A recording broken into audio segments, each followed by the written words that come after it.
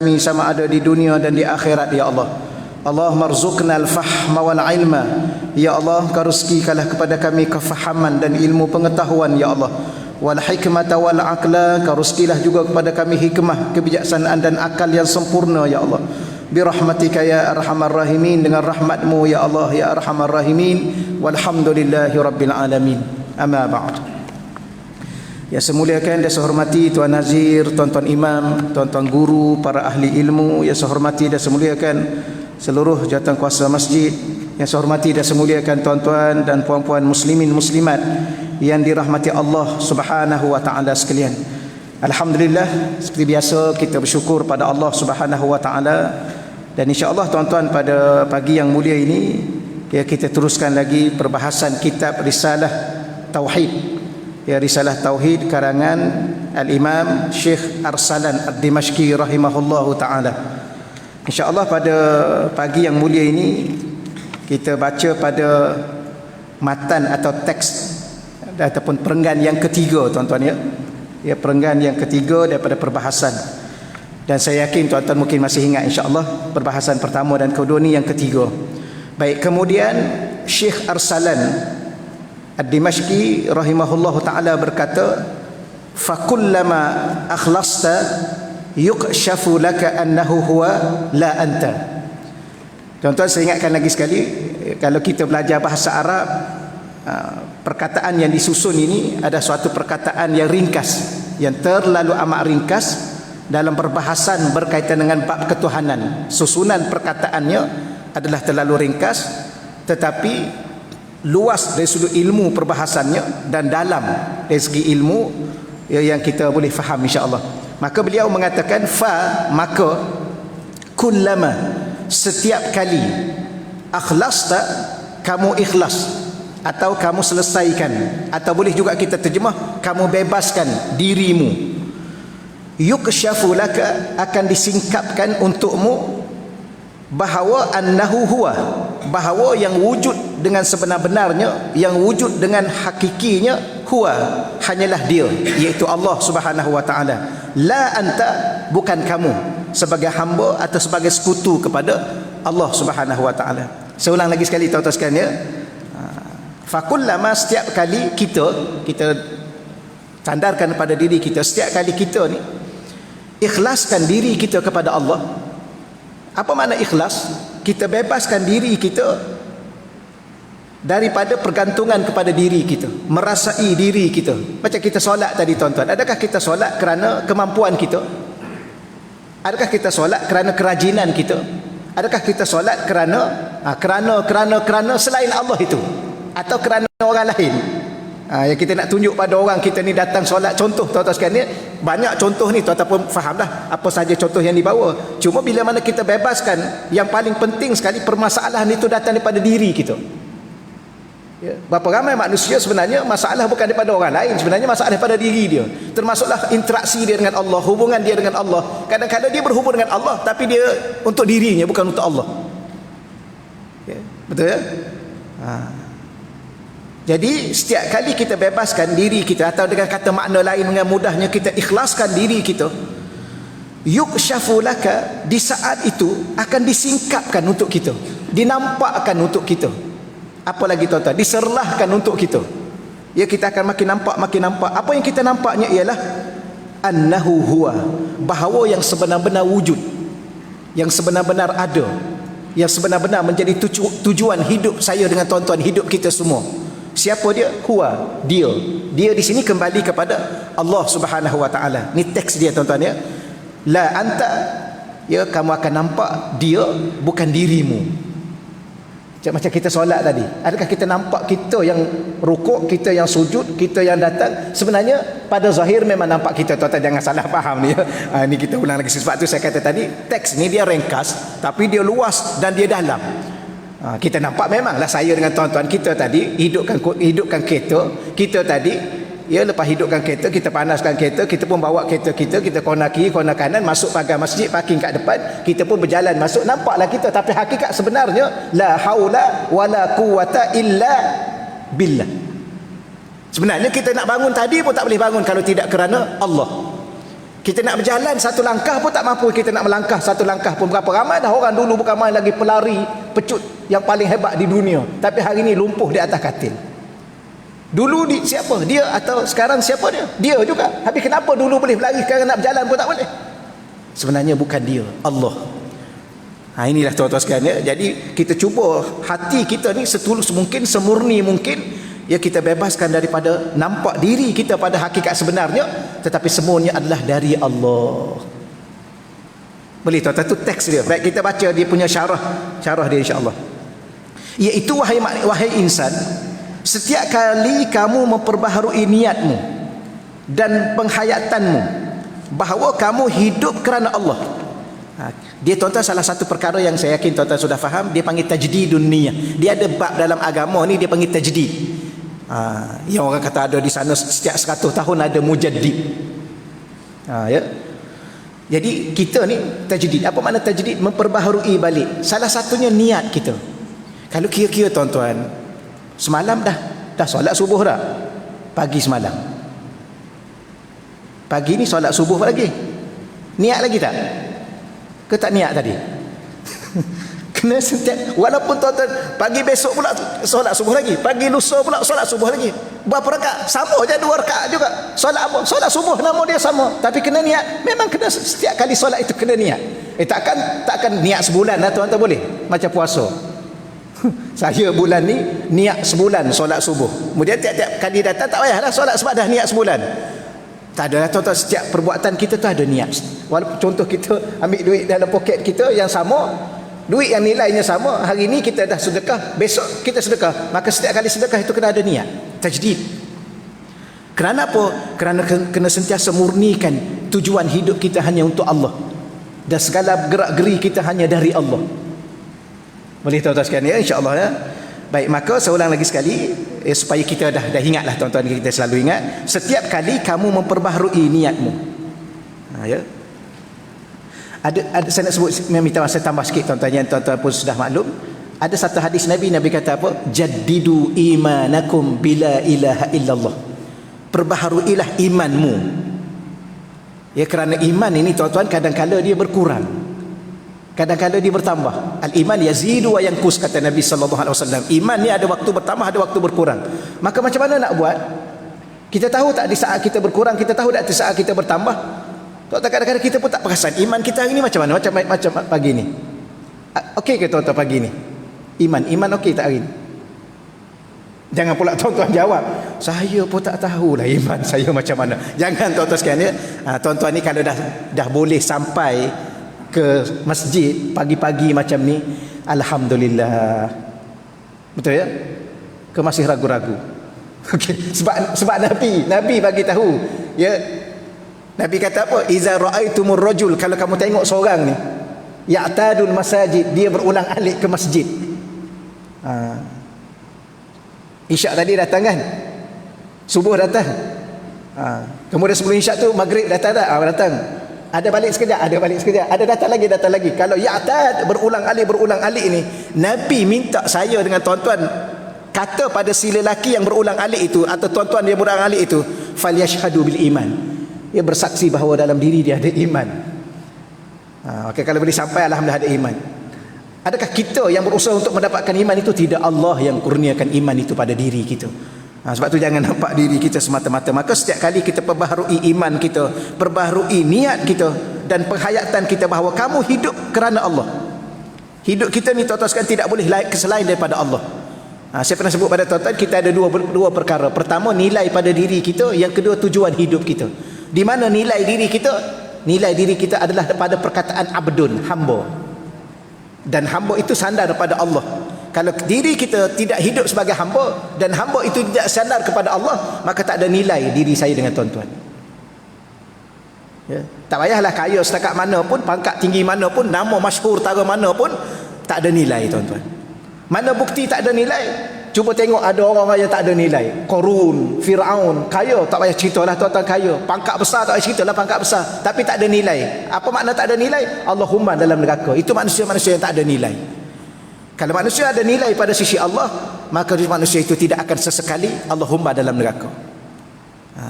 Kecuali ada orang beriman tetapi tuan-tuan iman dia tak kuat, dia buat dosa, akhirat nanti ditimang-timang berat dosa, dia masuk sekejap. Tapi iman itu masih ada nilai pada diri dia, maka Allah angkat kembali dia ke syurga.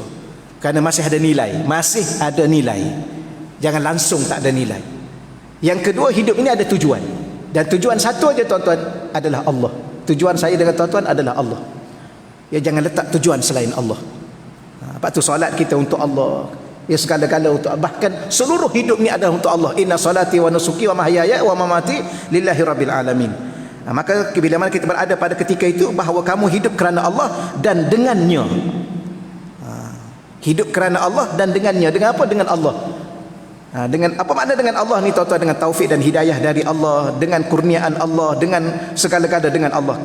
Maka kamu akan saksikan pada ketika itu hakikat bahawa Allah sahaja yang wujud secara hakiki, yang ada dengan sebenar-benar ada. Ni kita bincang balik tuan-tuan. Apa maksud wujud dengan sebenar-benar wujud, ada dengan sebenar-benar ada? Maksudnya hanya Allah sahaja bersifat dengan sifat wujud yang tersendiri. Hanya Allah sahaja yang wujud, yang wujudnya adalah milik dirinya. Sedangkan wujud makhluk lain selain Allah adalah milik Maha Pencipta. Boleh tuan-tuan sekalian ya?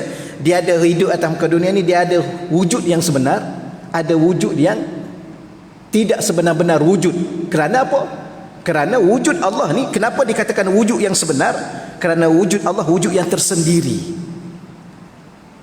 Wujud kita ni wujud yang bukan tersendiri. Kita sendiri ke wujud? Kita sendiri ke yang mengadakan diri kita?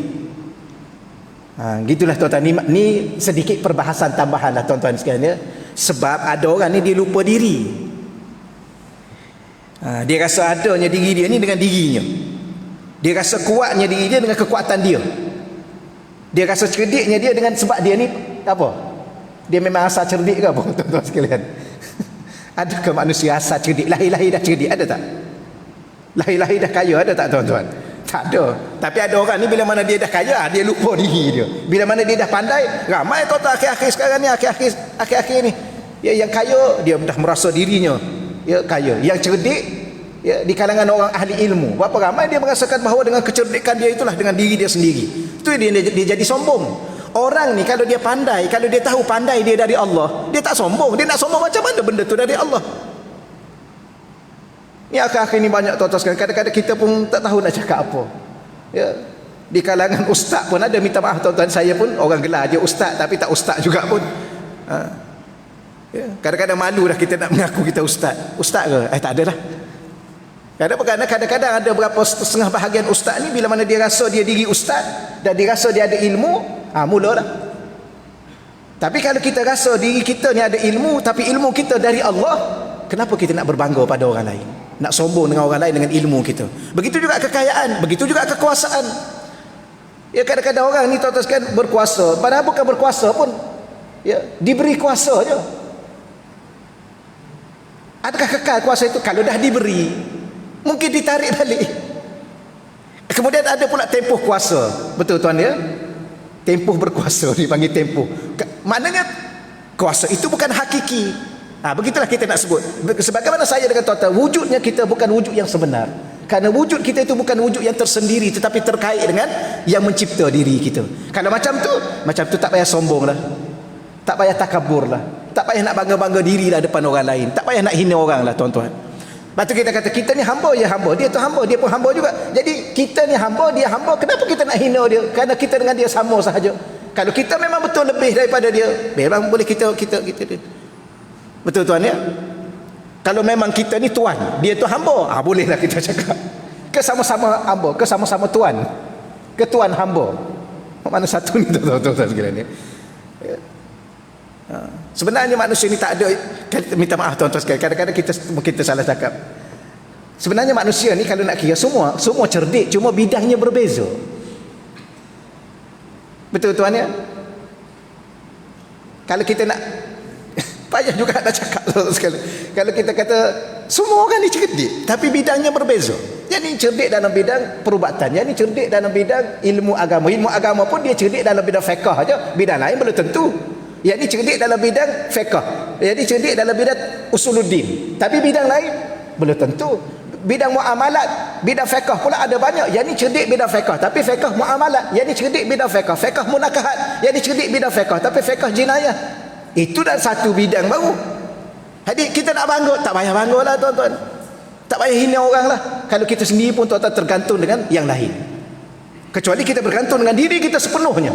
Sombong lah kalau nak sombong. Tapi itu tidak berlaku, realitinya begitu. Itu maksud pertama. Beri tuan-tuan sekalian ya. Okey dah, cukup dah. Dia mengaji tak perlu lama. Okey dah, kata sekalian. Allah, moga-moga Allah Subhanahu Wa Taala bagi saya dengan tuan-tuan faham. Ya. Kerana faham tu dari Allah.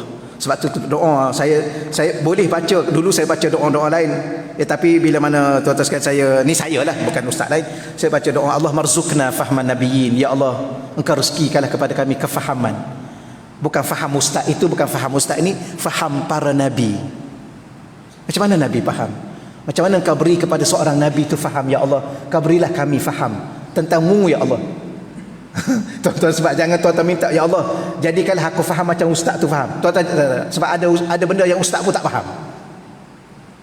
Betul tuan-tuan. Ya. Baik, yang kedua, wujud hakiki bererti mana tadi? Okey, yang perengan kedua. Ya, antara makna lain yang boleh kita faham untuk tambahkan fahaman kita. Wujud hakiki bererti sesuatu yang wujudnya adalah milik mutlak dirinya, tanpa permulaan. Tak, milik mutlak dirinya yang tidak berasal daripada pihak lain. Ni tuan-tuan sekalian ya. Kalau kita belajar tentang Allah ni, qiyamuhu bi nafsih. Ada dua makna qiyamuhu bi nafsih. Kalau kita terjemah, apa makna qiyamuhu bi nafsih? Terjemah, berdiri dengan sendiri. Apa makna berdiri dengan sendiri? Ada dua makna. Pertamanya, wujudnya Allah itu wujud dengan sendirinya, bukan sesuatu yang lain menciptanya. Inilah wujud yang sebenar-benar wujud, yang ada dengan sebenar-benar ada. Yang kedua, wujudnya Allah tidak menumpang pada pihak lain. Apa makna qiyamuhu bi nafsih? Ada dua makna. Pertamanya, Allah itu ada dengan sendirinya, bukan yang lain menciptanya. Kalau yang lain mencipta, dia bukan Tuhan. Yang mencipta itu Tuhan. Yang dicipta itu, kalau Tuhan itu dicipta, itu bukan Tuhan. Nanti orang kata Tuhan dicipta. Kalau dah dicipta, itu bukan Tuhan, itu yang dicipta. Yang dicipta itu makhluk dalam bahasa Arab. Yang pencipta itu khalik. Yang kedua, Allah Ta'ala itu adanya, dia tidak menumpang pada pihak yang lain untuk dia ada. Contoh, kita kata ada satu jenis pokok, namanya pokok apa? Pokok dedalu apa. Dia tak boleh tumbuh di tanah, dia kena tumbuh di pokok lain. Sebagaimana saya dengan tuan-tuan, kita boleh tak ada, boleh ada, tapi kena ada di satu tempat. Contoh di bumi, dia ada ustaz, tapi dia tak ada di mana-mana. Di mana? Di bumi pun tak, di langit pun tak, di mana? Itu mana boleh kita makhluk mesti bertempat. Maka berada pada pihak lain, yang kalau dah kena wujud dan berada pada suatu tempat yang lain, lemah. Kalau dah lemah, itu bukan Tuhan. Boleh tuan insya-Allah ya. Maka dan satu lagi apa makna dia, iaitu dia wujud tanpa permulaan. Ini tuan-tuan sedia tak perlu saya hurailah ya. Maka wujud yang sebegini hanyalah milik Allah. Wujud yang tidak daripada pihak lain, wujud yang tidak ada permulaan, dan wujud yang tidak ada kesudahan hanyalah milik Allah. Adapun kita ni tuan-tuan, wujud mungkin kita kata kita pun ada, tapi adanya kita dicipta oleh Allah, adanya kita ada permulaan, adanya kita akan ada kesudahan. Ini bukan ada yang sebenar-benar ada. Tuan-tuan, kita ni kalau kita tahu kita akan mati, tak payah sombong je lah. Itulah siapa kita semua ni akan mati. Kalau kita tahu kita akan mati, tak payah cakap besar lah tuan-tuan. Contohlah kalau ada orang nak cakap besar lah kan, nak cakap seolah-olah dia tak mati, tak payahlah. Merugikan diri dia dan merosakkan jiwa dan hati dia dengan Allah Subhanahu Wa Taala. Gitu. Baik, seterusnya, maka hanya Allah sahaja wujud secara hakiki, selain Allah semuanya wujud kerana dicipta oleh Allah. Okey, kita faham. Perengan ketiga tuan-tuan, sebagai tambahan lagi, Allah sahaja yang wujud sejak azali, ya, sedia kala. Lalu dia sahaja yang bersifat wujud. Semua selainnya sebelum diciptakan, semuanya bermula daripada tiada. Lalu daripada tiada Allah mengeluarkan mereka kepada ada dengan menciptakan, ya, semuanya.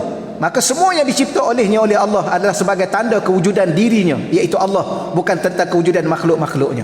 Baik. Bila mana Allah Ta'ala ni dia cipta makhluk ni, dia nak tunjuk kepada dirinya atau nak tunjuk kepada makhluk? Pada dirinya. Sebab tu saya pernah tanya soalan pada tuan-tuan, dan tanya sajalah, tapi saya jawab macam biasa. Tapi saya nak bagi tahunya, hidup ni tentang apa? Atau tentang siapa? Adakah tentang diri kita? Siapa diri kita? Tentang siapa keluarga kita, siapa ayah kita, siapa kawan kita? Dan hidup ni tentang apa? Apa kita ada? Apa kita miliki? Apa kita sedang usaha? Apa sebenarnya tuan-tuan? Siapa sebenarnya? Maka jawapan satu saja, hidup ni adalah tentang Allah. Ya? Hidup ni sebenarnya tentang Allah, bukan tentang kita. Kerana Allah mencipta kita dan seluruh alam ini untuk menunjukkan kepada Dia, bukan menunjukkan kepada kita. Sebab tu kita beribadah kepada Dia, kita hidup kepada Dia, dan kita mati pun untuk Dia. Inna salati wa mahyaya wa mamati. Mati pun tuan-tuan, kalau kira-kira mati tak ceritalah, selesai lah kan. Hidup ni bolehlah cerita, sebab hidup nak kena makan, nak kena minum, nak kena berkeluarga, nak kena bermasyarakat, nak berkena ekonomi, cerita. Tapi kalau dah mati, selesailah. Tak, mati pun untuk Dia. Kenapa? Kerana hakikat wujud ni adalah untuk Dia, menunjukkan kepada Dia, Allah Subhanahu wa Ta'ala. Jadi benda-benda begini ni tuan-tuan, di saat akhir umur saya, umur tuan-tuan, sudah-sudahlah kita kata. Kalau yang adik dia boleh sebut ke adik ni, saya tertinggal cumi mata ni, nampak macam muda lagi tak? Kemuda saya sikit. Tak adalah. Kalau adik ni okeylah, dia boleh nampak lagi lah. Yang muda-muda ni tuan-tuan, buka dulu, dia pergi keluar daripada dunia. Sebab kata ulama, kita tak akan nampak besarnya dunia ni, luasnya kehidupan ni, kalau kita membesar dan hidup dan mati di tempat yang kita lahir. Sebab tu salah satu hikmah hijrah, kenapa Nabi keluar, Allah minta Nabi keluar supaya nampak dunia ni besar rupanya. Jadi yang muda-muda ni keluarlah dulu kan. Jangan lahir kat kampung, hidup kat kampung, mati kat kampung. Ni tuan-tuan tak nak. Tu yang cakap besar tu, dia ingat kampung dia aja ada. Tuan-tuan cuba keluar, tengok apa cerita di dunia ni. Tapi kita yang dah umur, dah kita ni dah merata, dah pergi dah. Tuan Haji dah merata dah ya. Nak nampak lagi, nak pergi mana lagi agak-agak. Jadi dalam umur macam saya dengan tuan-tuan ni, kita dah mula buka pandangan kita kepada, oh Allah, rupa-rupanya segala yang saya pergi ke sana ke sini, apa yang saya cari? Allah. Apa makna cari Allah? Cari redha Allah, cari keampunan Allah, cari rahmat Allah. Akhirnya cari sebuah perjalanan yang benar untuk bertemu dengan Allah. Salah satunya, inilah antara apa yang kita bahas pagi ni. Ikhlaskan setiap apa yang kita nak lakukan. Kenapa? Untuk menafikan diri kita. Kerana apa? Kerana nak tetapkan bahawa hidup ni adalah untuk Dia, Allah. Sebenarnya apa makna ikhlas? Ikhlas itu hanya Dia. Bebaskan diri kita daripada segala-galanya hanya untuk Dia. Baik, maka setiap kali seorang hamba itu ikhlaskan niat dalam tindakan, iaitu dia melakukan semuanya kerana Allah dan melepaskan dirinya daripada rasa bersendirian dengan menghayati kebersamaan dengan Allah dalam setiap urusannya, maka pastilah dia menyaksikan dengan penyaksian yang jelas bahawa semuanya adalah tentang Allah. Rupa-rupanya Allah minta kita solat pun kerana Dia, sembahyang kerana Dia, haji kerana Dia, hantar sedekah kerana Dia, bantu orang kerana Dia, senyum pun kerana Dia, supaya kita tahu dan sedar dan menyaksikan bahawa segala-galanya adalah tentang Allah. Sebab tu tuan-tuan, kita nak balik jumpa siapa? Jumpa Allah. Nak masuk syurga memang nak masuk syurga, tapi boleh tak masuk syurga kalau tak jumpa Tuhan punya syurga. Lepas tu kadang-kadang kita nak fikir pasal syurga, tak boleh kita fikir sangat pasal syurga ni, tuan-tuan. Fikir pasal pemilik dia tu. Dia nak bagi tak kat kita? Dan dia ni kalau dia nak bagi kat kita, dia ada syarat tak? Sudah tentu. Apa syarat dia? Hamba dia lah. Kalau hamba selain dia, kenapa dia nak bagi? Atau sesuatu yang milik kita mesti ada kaitan dengan kita yang kita nak bagi. Macam kalau tuan-tuan, minta maaf tuan-tuan ya, minta maaf, kalau saya atau tuan-tuan kita meninggal, harta yang kita tinggalkan nak bagi kat siapa? Ada kaitan dengan diri kita lah, iaitu waris kita. Jadi kalau tak ada kaitan dengan kita, bukan waris, bukan apa, tiba-tiba datang tuntut, mana boleh, kita pun tak nak bagi, dan kita pun Mana boleh kita bagi. Sama juga Allah. Kalau ada kaitan diri kita dengan Allah, siapa kita? Diri kita ni adalah hamba kepada Allah, dan kita akui kita hidup sebagai seorang hamba. Maka Allah bagi. Kalau kita ni tidak jadi hamba Allah, Allah nak bagi. Allah tak bagi sebab syurga tu dia punya. Tapi kita ni kadang-kadang jangan pening sangat tentang syurga. Kita kena pening, aku ni dah berhubung, berinteraksi dengan baik tak dengan pencipta syurga.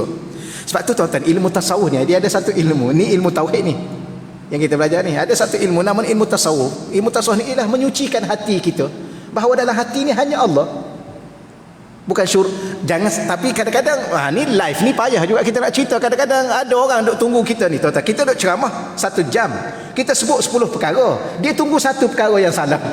9 perkara dia tak peduli. Ya 1 jam ni tuan-tuan, dia duk cari ustaz ni duk salah apa ni. Yang 0.5 saat tu salah, dia pun ambil lah 0.5 saat tu duduk sebab salah satunya. Ni ustaz ni mengajar orang tak nak syurga.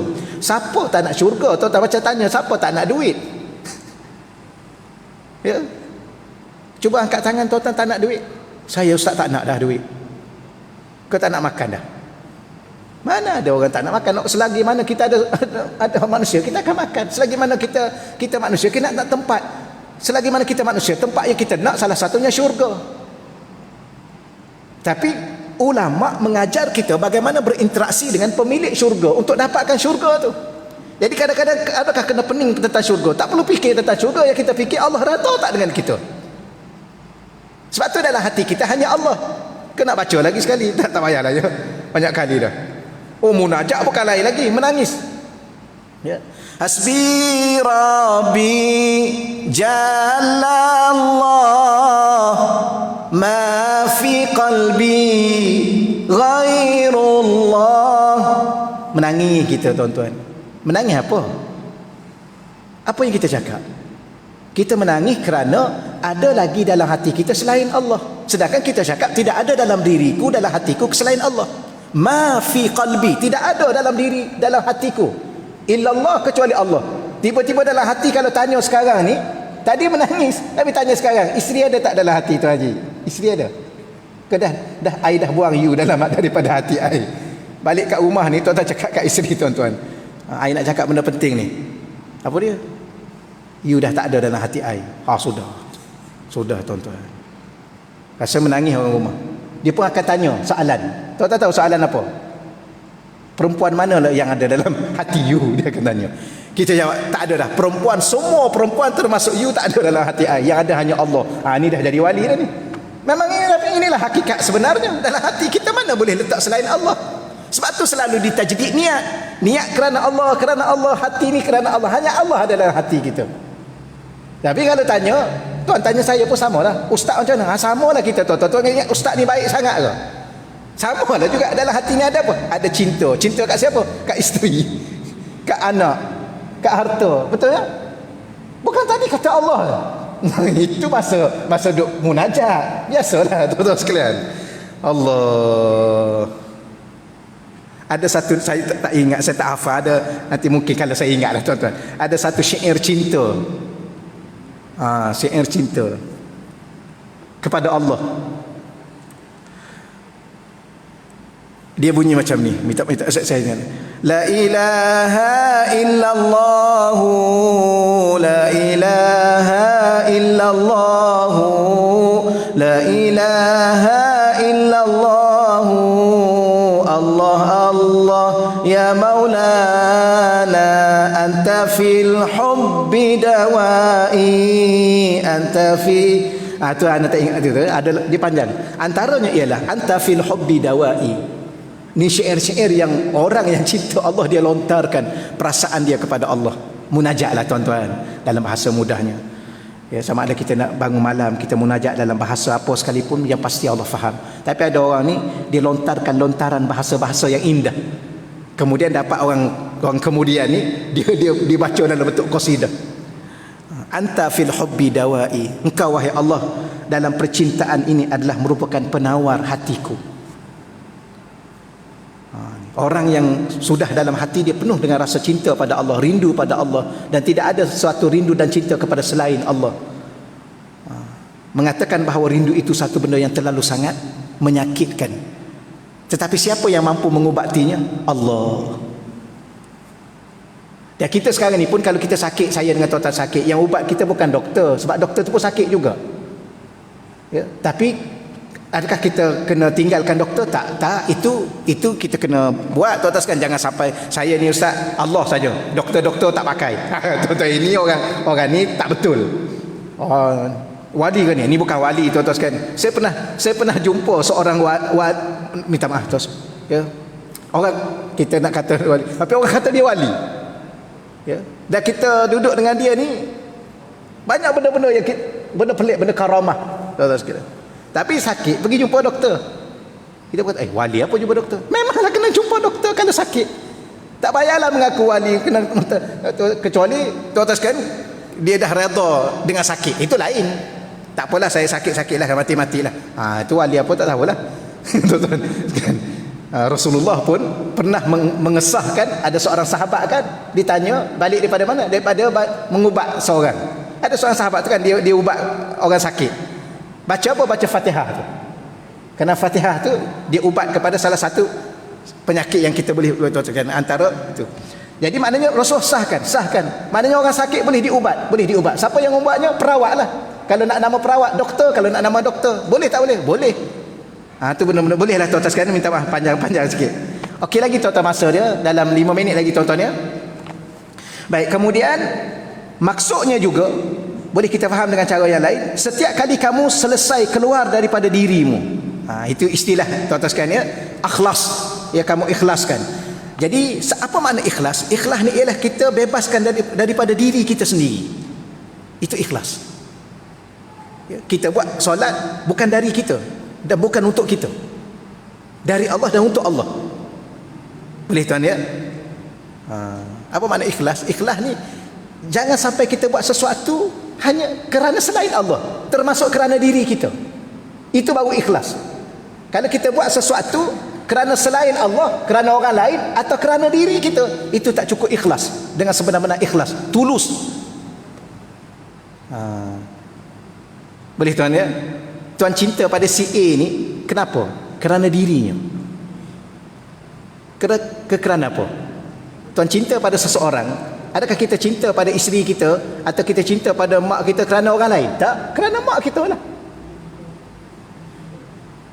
Sebab tu bila mana nama cinta, segalanya indah, segalanya cantik, segalanya tidak ada kekurangan. Yang kekurangan daripada diri kita kerana mengurangi mencintai dia. Tapi kalau kita bincang gitu, kita minta masa sebut.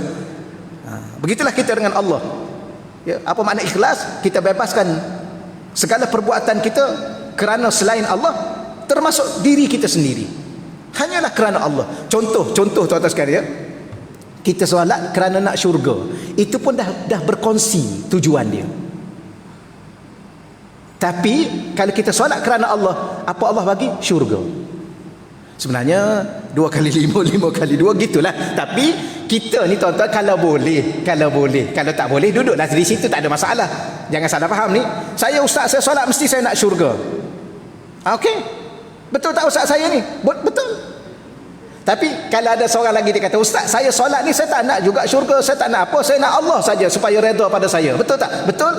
Tapi lepas apa? Dapat syurga juga. Tapi makamnya lain. Mungkin syurganya lebih tinggi daripada syurga kita, kerana dia tak berkongsi tujuan. Alah, tuan-tuan sekalian, kalau ada seorang perempuan dia datang kat kita, I nak kahwin dengan you boleh? Perempuan tu cakap, ada ke akhir-akhir ni? You nak apa dengan I? Dia pun cakap lah, I nak you dengan rumah you. Macam mana? Tambah kereta you, dia kata. Kita kata perempuan ni kurang cerdik tuan-tuan, cari perempuan lain. Kenapa? Sebenarnya kalau dia cakap, kenapa you nak kahwin dengan I? Sebab I nak you. Kalau dia nak kita, dengan sendiri rumah kita, kereta kita jadi dia punya, betul? Kau tak jadi? Jadi perempuan yang pertama ni dia cerdik. Yang kedua bukan tak cerdik juga tuan-tuan, bukan bodoh, dia tu cerdik lah, sebab dia cakap terang-terang kan. Tuan-tuan nak yang mana? Yang cakap terang-terang ke yang cakap yang mana? Ya ikhlas lah. Dia nak kat kita sebab kita, bukan dia nak kat kita sebab rumah kita, sebab kereta kita, sebab pangkat kita. Tapi kalau dia dah kahwin dengan kita, dia dapat apa yang kita ada. Hatta diri kita dan jiwa kita seluruhnya, jiwa raga kita bagi pada dia. Sama lah kita dengan Allah. Ya, kalau kita dengan Allah buat sesuatu hanya untuk Allah, dengan syurganya, dengan bidadarinya, dengan malaikat, subhanallah, semua Allah arahkan untuk kita. Okey ya. Tapi jangan kata salah, tak salah. Jangan salah faham ni. Dan saya tidak akan pernah mengatakan salah, takut bimbang orang salah faham. Jadi kalau saya nak syurga boleh tak? Boleh. Salah tak salah. Tapi macam perempuan yang pertama tadi lah, dia datang, I nak you dengan kereta you, boleh? Sebab tu I nak kahwin dengan you. Kalau I tak ada kereta, kalau you tak ada kereta, I tak nak kahwin. But I nak you dengan kereta. Sudah. Tuan-tuan, kita ni kalau Allah tak kata tak ada syurga, kita solat tak?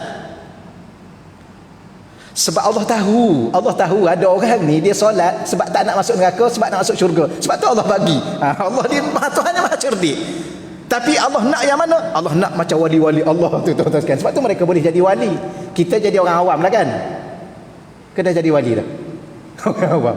Kenapa kita orang awam? Sebab saya sama, tuan-tuan kita sama. Kita masih ada dua tujuan, Allah dan syurga.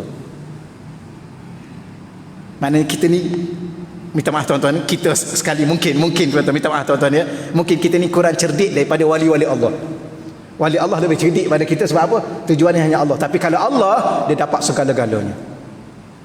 Hatta sehingga dia boleh nampak, dia boleh bertemu dengan Allah dan boleh tengok Allah di saat dia berada di syurga.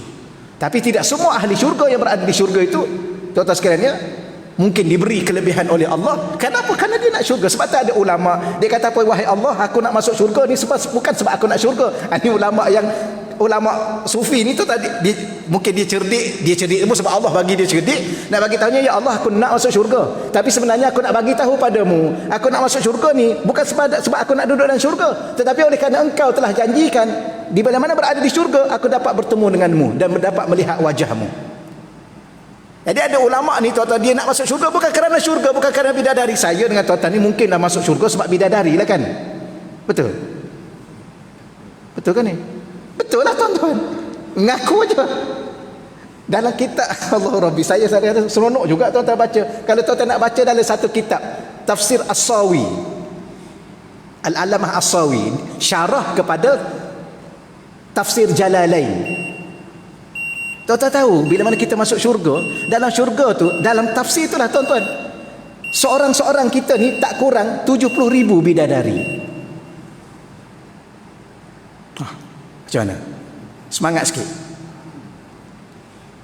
Tuan-tuan yang mungkin kita dulu kita tengok tak, ada kawan saya seorang ni, kita minta maaf tuan-tuan, saya cerita lagi sekali ni. Saya pernah cerita pada tuan-tuan, ada kawan saya dulu, dia tak suka pergi mengaji duduk satu tempat. Dia suka pindah. Dia pergi duduk di Jordan sekejap 2, 3, 4 bulan, 6 bulan, setengah tahun dia mengaji. Dia pergi ke Mesir, dia duduk semua. Kemudian dia pergi ke dia suka pindah. Kita ni pergi mengaji Mesir 4 tahun, habis barulah sambung tempat lain. Tak, dia pindah. Masa dia pergi ke Mesir tu, dia ceritalah tuan-tuan. Iyalah kawan-kawan, minta maaf tuan-tuan, dia cerita ni. Dia kata, salah satu aku pergi tempat tu, dia kata, aku tengok perempuan-perempuan, salah satunya aku duduk cantik, kata dia. Negeri mana paling cantik? Orang Arab ni. Jadi duduk antara perempuan cantik, minta maaf ni tuan-tuan sekalian, dia boleh cerita ni, minta izin ya. Nanti ustaz ni duduk cerita, tak ada, saya nak cerita ni pada tuan-tuan. Dia kata dia pergi ke Jordan, antara orang perempuan Arab yang cantik di Jordan, yang paling cantik Lubnan dengan Syria. Ya, ada rasa nak pergi? Pergilah tuan-tuan. Dia kata, saya ni, tapi dia kena aku ni, dia kata, berjalan, duk tengoklah, nak cantik ni. Sampai di Jordan tengok perempuan macam ni. Datang seorang macam ni. Jadi kawan Arab tu kata, engkau tak payah pusing-pusing lah. Kalau engkau pergi, depan lagi cantik, tak payah pusing macam ni. Tu yang lepas tu biar lepas. Tengok ke depan pula, lagi cantik. Akhir sekali dia cerita apa tuan-tuan? Habis macam mana lagi? Dia pergi ke Mekah. Dia kata satu hari dia pergi Mekah, duduk dalam Masjidil Haram, dia baca Quran. Satu kali ada satu kumpulan bangsawan Syria. Ni dia kata antara perempuan cantik orang Syria. Bangsawan Syria ni, dia bangun seorang perempuan tu berjalan depan. Dia kata, aku ni dengan arak-arak duduk baca Quran tu, berhenti baca Quran, duduk tengok. Teruskan duduk tengok. Arab tu cakap apa? Subhanallah. Saya kata, engkau macam mana? Dia kata, aku tak cakap subhanallah, aku meleleh air liur. Dia kata. Minta maaf tuan-tuan cerita. Cantik. Oh, dia kata cantik. Tuan-tuan, tapi kalau kita belajar, yang secantik, yang, ataupun kita kata yang paling cantik wanita dunia ni, tak mampu menandingi bidadari. Lepas tu kadang-kadang kalau kita tengok orang perempuan cantik, kita pun terfikir, bidadari macam mana? Sebab bidadari ni paling cantik. Bukan seorang tuan-tuan, 70,000. Yalah, satu surga 7 petala langit, 7 petala bumi. Kalau kita duduk seorang, tuan-tuan agak-agak ni kalau kota Damansara ni tuan-tuan duduk seorang, tuan-tuan nak pergi mana agak-agak? Kalau syurga 7 petala langit, 7 petala langit, kita duduk seorang, mesti diberi kepada kita. Habis isteri kita bakal bersama dengan kita. Oh, kalau macam tu seronok, memang seronok lah. Ya. Tapi ada orang ni, dia tak nampak keseronokan itu. Yang dia nampak yang paling seronok ialah bertemu dengan Tuhan yang Maha Pencipta. Kerana itu tujuan dia. Tapi kalau dah jumpa dengan Allah, kau tak kena gaya, tuan-tuan sekali minta maaf kita cakap, bukan satu syurga, 8 syurga Allah bagi kat kita. Tapi kalau kita beribadah hanya kerana syurga, kok syurga yang paling bawah tu pun kita tak layak. Itulah cerita dia yang kita duk bahas pada pagi ni. Cukup dulu insya-Allah. Mungkin di sini tuan-tuan mungkin agak panjang sikit lagi perbahasan. Kalau tak perlu saya tengok dulu, kalau tak perlu kita masuk pada teks yang ke seterusnya insya-Allah. Ada soalan tak ni? Kalau ada. Ada dalam ni ada.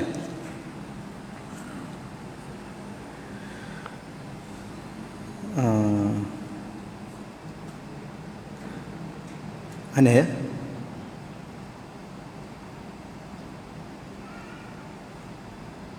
Tak ada dalam ni tadi. Tak sampai. Tak masuk. Ada dua soalan saya jawab ringkas mungkin lah tuan-tuan sekalian ya. Mohon pencerahan apakah maksud iman taklid dengan iman tahqiq. Yang kedua, bagaimana kita orang awam mampu mendapatkan iman tahqiq. Tuan-tuan, iman taklid ni ialah iman yang kita beriman kepada Allah dengan ikut-ikut tanpa dalil. Ini tuan-tuan dah faham dah ni ya. Allah ada. Siapa kata Allah ada? Ustaz tu kata. Dia ikut ustaz tu. Mana dalil? Tak tahu. Sedangkan dalil mudah aja. Allah ada. Mana dalil? Adanya alam ini. Bab dalil dia ada dua. Satu dalil ijmal, secara umum, secara apa? Ijmal ni apa? Umum lah. Ada dalil tafsir, dalil secara terperinci. Baca ayat Quran, hurai tuan-tuan sekalian. Tapi paling mudahnya cakap gitu. Tapi ada orang ni dia taklid.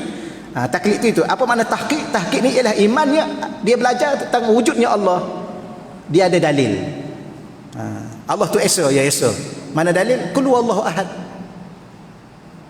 Mana iman dia tu tahqiq. Iman dia tu iman yang benar dan mendalam. Baik, kemudian bagaimana orang awam mampu mendapatkan iman tahqiq? Tuan-tuan, orang awam ni kita kena belajar. Ya, belajar. Ya, selagi mana kita tidak belajar, maka kita tidak boleh membawa kerana nak tahu dalil nak kena mengaji. Nak tahu dalil nak kena belajar. Okey, selesai tuan-tuan ya. Satu kemusyrikan sebenarnya, adakah terlalu banyak menangis kerana hal-hal keduniaan bererti kita kurang redha dengan ketentuan Allah? Tidak tuan-tuan sekalian. Manusia ni dia ada sifat dia sedih. Manusia ni ada hati. Hati ni ada waktu dia sedih. Contoh dia hilang ibu dia, hilang ayah dia, hilang rumah dia tuan-tuan, macam banjir baru ni kan. Subhanallah tuan-tuan, dah lah miskin, itu saja rumah, nak dapat rumah tu pun berpuluh-puluh tahun, tiba-tiba datang banjir, tiba-tiba hilang, menangis tuan-tuan. Kalau saya menangis, tuan-tuan menangis. Betul ya? Nak duduk mana? Itu aja yang ada. Nak dapat tu pun dah 20 tahun, tu pun tak habis bayar lagi tuan-tuan. Nak bayar yang lain lagi. Maka tak ada masalah tuan-tuan. Ya, cuma bukan menafikan redha. Saya bolehlah tuan-tuan kejawab nikah ya.